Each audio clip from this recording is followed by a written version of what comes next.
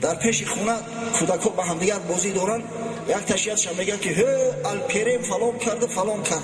گفتم بچه‌م همین الپرینش کیه؟ چی الپرین داره؟ ایگو دولت کیلوی حامیان تماشا نمیگیری؟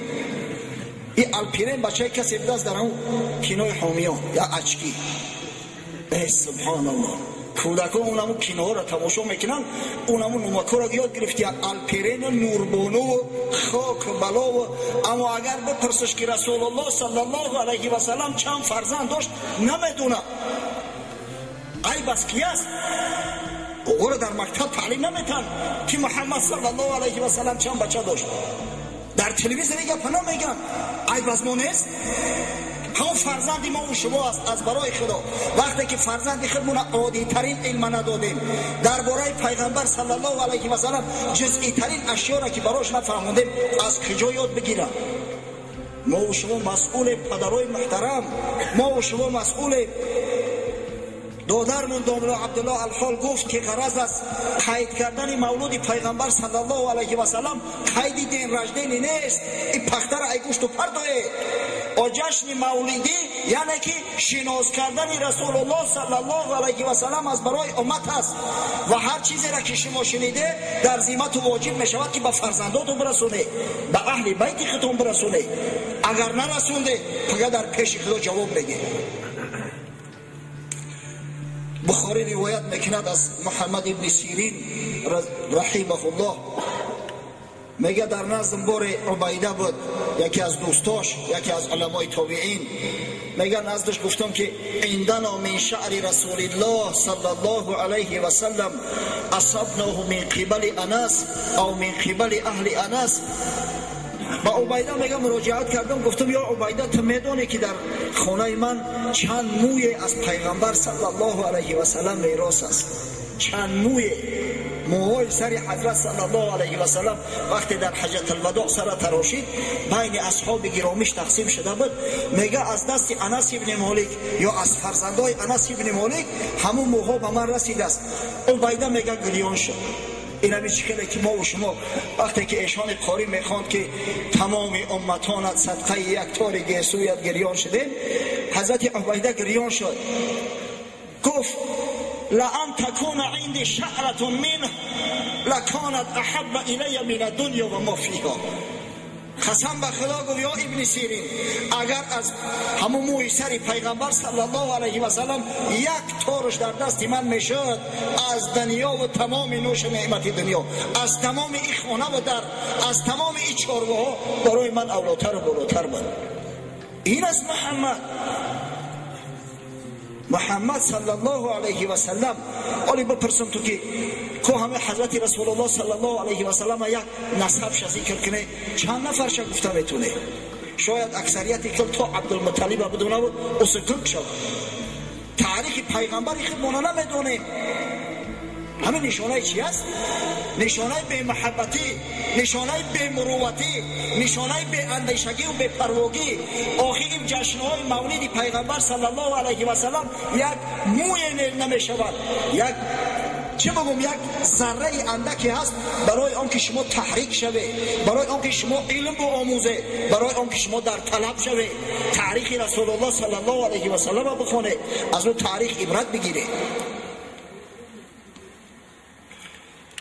حضرت رسول الله صلی الله علیه و سلم آفتاب تابان رسالت، چراغ هدایت بنی بشر، در تاریخ به قول اصح، به قولی که اکثر محققا وقتهای اخیر به او رجوع کرده ایستاده‌اند، 9 ربیع الاول عام الفیل که به سال 571 میلادی 22 اپریل درست می آید، در مکه مکرمه در عائله عبدالله و آمینه به دنیا آمده است. حضرت صلی الله علیه و سلم یک نسب بسیار شریف دارد. حضرت صلی الله علیه و سلم یک تاریخ بسیار بسیار روشن تابان دارد. تمام اجداد حضرت صلی الله علیه و سلم همه اشرف قوم خود بودند، بزرگای قوم بودند، همه پاک تازه بودند، از صلب پدرای پاک تازه به رحم مادرای پاک تازه گذشته و آمدند. حضرت صلی الله علیه و سلم میفرماید در حدیث: ان الله اصطفى من ولد ابراهیم اسماعیل علیه السلام. خداوند متعال از فرزندان حضرت ابراهیم اسماعیل انتخاب کرد، اسماعیل علیه السلام برگزید. و اصطفى من ولد اسماعیل کنانه، از فرزندان و از اولاد حضرت اسماعیل از قومهای بعدینش کنانه را برگزید. و اصطفى من بنی کنانه قریش، از میان بنی کنانه قریش برگزید. قریش هم یک جزء بنی کنانه است که خیلی بزرگتر است. و اصطفى من قریش هاشما، از میان قریش هاشم بابا کلانی مرا میگه برگزید. و اصطفانی من بنی هاشم، و مرا از میان بنی هاشم برگزید و جدا کرد. نسب شریف حضرت صلی الله علیه و سلم، اون نسبش که تاریخا ثابت است و حضرت رسول الله صلی الله علیه و سلم خود بیان میکند، از 21 پدر عبارت است. کیها هستند؟ محمد صلی الله علیه و سلم ابن عبدالله، یعنی پدرش عبدالله نام دارد. ابن عبدالمطلب، باباش عبدالمطلب نام دارد. اصلا عبدالمطلب کنیه است، نام اصلی نیست. نام باباش شیبه بود. از بس که وقتی از مادر تولد شد یک چند موی سفید داشت، از این خاطر مادرش او را شیبه نام کرد. اما از بس که مطلب امکش به جستجویش آمد، پسرک از مدینه منوره به مکه آورد، مردم قریش گمان بردن که شاید مطلب از مدینه منوره یک غلام بچه خریده باشد. از این خاطر عبدالمطلبش گفتن و به همین تخلص، یعنی به عبدالمطلب در تاریخ مانده است. اکثر ما و شما را اگر بپرسن که نام بابای پیغمبر صلی الله علیه و سلم چیست، میگیم عبدالمطلب، اگر چند تخلص است. ببینید ما هم گفتیم که ابن عبدالله ابن عبدالمطلب. ابن هاشم، هاشم هم نامش عمرو است، نام اصلی هاشم عمرو است. چرا هاشمش گفتن؟ زیرا هاشم اول شخصی است از قریش که همه شوربای توقعی را جاری کرد. شوربای توقعی که امروز میگیم رسم و رسوم تاجیکی است، الحمدلله و المنه این رسم و رسوم کهنه است. پیغمبر صلی الله علیه و سلم همین شوربای توقعی ما را تعریف و توصیف کرده است. حضرت میگه فضل عایشه علی سایر نساء کفضل ثرید علی سایر طعام. فضیلت عایشه رضی الله عنها نسبت دیگر زنها مثل فضیلت ثرید است نسبت دیگر طعام ها. ثرید چی است؟ ثرید نمی شوربای توقعی، هر چیزی که نانش پاره میکنن بعد اوقات گوشتار را در بالاش چپه میکنن در نزد مردم پیشنهاد میکنن، همه با نام ثرید یاد میشود. این کلمه به شکل ترید در زبان ما هست، اما متاسفانه فقط در مقابل طعام گاو استفادهش میکنیم. ترید گاو تیار کن، اما معنی اصلیش همین ثرید. هر طعامی را میگن که در طبق ریزه کنن و این هاشم از بس که همین را پاره میکرد در طبق نان و برای حاجی هایی که به مال و اموال و به ثروت بدن طعام درست میکرد، با همین تخلص هاشم معروف و مشهور شد. خب ابن هاشم ابن عبدمناف ابن قصی ابن کلاب، لا اقل تا همیشه ما باید بدانیم برادرای عزیز. قصی ابن کلاب شخصی است که قریش به سر قدرت و حاکمیت آورد. قصی ابن کلاب شخص اولینی است از فرزندای حضرت اسماعیل علیه السلام که تولیت و رهبری و اداره خانه خدا را به عهده گرفت. ابن قصی ابن کلاب ابن مره ابن کعب ابن لؤی ابن غالب ابن فهر ابن مالک ابن کنانه ابن خزیمه ابن مدرکه ابن الیاس. اینجا یک خودم پرتوخت نظر، یک پیش از کنانه با یک نظر هم هست. مالک ابن نظر بله، ابن الیاس ابن معاد ابن مزار ابن نزار ابن مزار ابن نزار ابن معاد ابن عدنان. این نسب شریف پیغمبر صلی الله علیه و سلم. حضرت تو همین عدنان حساب میکرد، بعدا میگفت که نسب شناسا دروغ گفتن. او طرف در بعض کتابای تاریخ از عدنان تا حضرت اسماعیل علیه السلام با 40 پدر دیگر ذکر شده است. بعدا در بعض تاریخ ها اومده است از حضرت اسماعیل علیه السلام تا آدم علیه السلام با 20 پدر دیگر ذکر کردند. اما از بس که روایات بنی اسرائیلی هستند، از این خاطر حضرت صلی الله علیه و سلم گفت نسب شناسان خطا کردند. ما و شما نسب پیغمبر صلی الله علیه و سلم باید بدانیم. ما و شما خدمت‌هایی که او حضرت صلی الله علیه و سلم در راه تحکیم شریعت کرده است باید مثل 5 پنجه بدانیم. ما و شما باید از تاریخ با سعادت حبیب خدا آگاه باشیم. از حضرت صلی الله علیه و سلم فرزندایی که باقی ماندیان در کتابای تاریخ آمده است. پسری بزرگش با نام قاسم آمده است که در خردی از دنیا گذشته بود و تخلص رسول الله صلی الله علیه و سلم که ابوالقاسم محمد صلی الله علیه و سلم میگوییم از نام همین قاسم آمده است. بعد قاسم خداوند براش از مادر مؤمنان خدیجه بنت خویلد رضی الله عنها دختر داد با نام زینب. بعد زینب یک دخترچه دیگر شد با نام رقیه. بعد او یک دختر دیگر خداوند عطاش فرمود با نام ام کلثوم. الحمدلله و المنه. این نام‌ها کم کم در میان مردم ما احیا شده است. مردم سوال میکنن و فرزنداشون نامگذاری میکنن. بعد ام کلثوم به قول اصح بیبی فاطمه رضی الله عنها تولد شده است.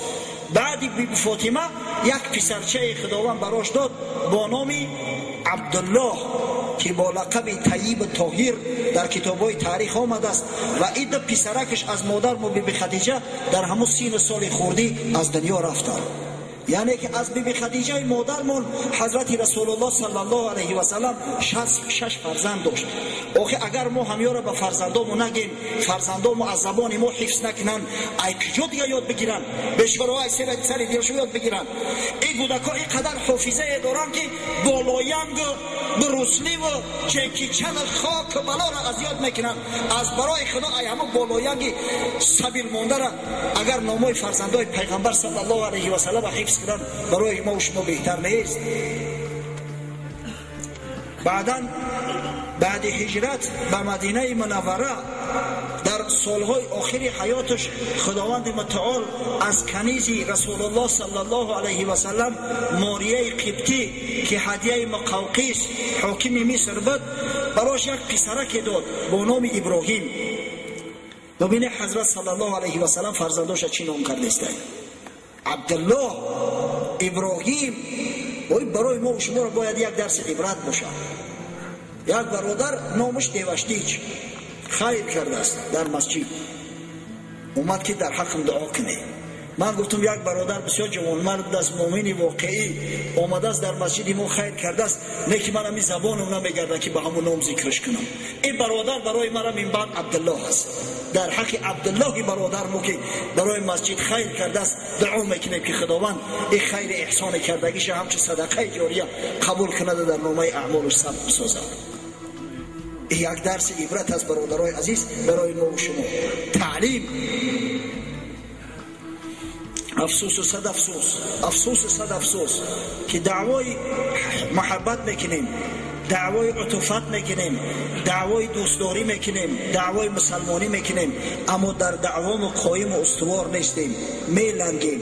محبت واقعی نیست، رفتار و کردارمون واقعی نیست.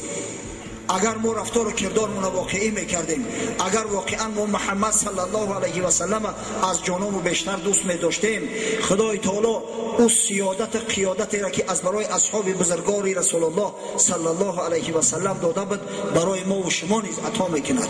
خدا کنه که همین پند نصیحت ها، همین صحبت ها، این نشست ها سبب زاید گشتن محبت ما نسبت حبیب خدا محمد صلی الله علیه و سلم گردد. در ابتدای صحبت من حدیث حضرت عمر رضی الله عنه رو برای شما گفتم که پیغمبر خدا صلی الله علیه و سلم گفت یا عمر، تا زمانی که مرا از جانت بیشتر دوست نداری ایمانی تو کامل نمی شود. حضرت عمر اندیشه کرد که یا عمر، تو کی بدی مثل تو عمرها در نیم جزیره عربستان 10,000 هزارند، در دنیا 100,000 هزار بلکه میلیون ها نفر هستند. ترکی عمر کرد که اطراف اکناف ترا میشناسند، همچون وزیر رسول الله صلی الله علیه و سلم ترا میدانند. ترکی عمر کرد که خداوند رضایت خودش از عملی تو در قرآن عظیم شان بیان کرد. رضی الله عنهم محمد رسول الله والذین معه. آخه مگر همه یعنی به شرافت محمد صلی الله علیه و سلم نبود؟ تو چه خیل همون جان نیم کلای خدا از این بزرگ مرد، از این آفتابی تابان، از بزرگترین مخلوق خدا بالا میدونی؟ حضرت خداوندی که هدایتش کرد، حضرت بلابا اومد گفت فإنه الآن یا رسول الله والله لأنت احب الی من نفسی. الحال گفت ای رسول الله قسم به خدایی که جانم عمر در قبضه قدرت اوست، از جانم بیشتر دوستت میدارم. فرمان که جان ما فدای پاک میکنم، جان ما حالی در پیش دیسار میکنم.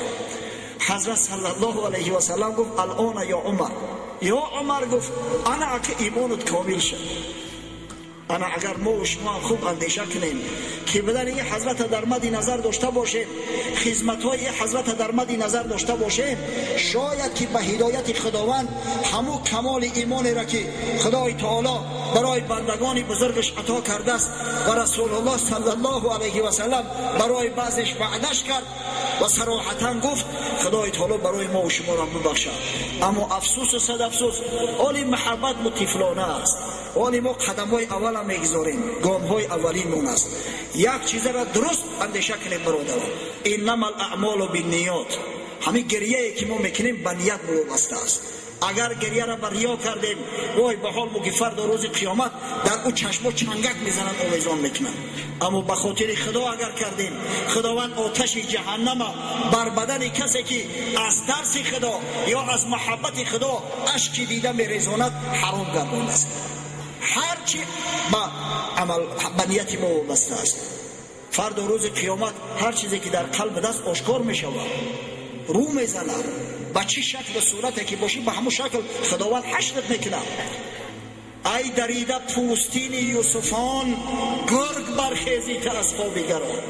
بشته در سرت بگی ای کسایی که پوستین یوسفا را میدرونه، شما را گرگ صفت خداوند فردا روز قیامت حشر میکنه.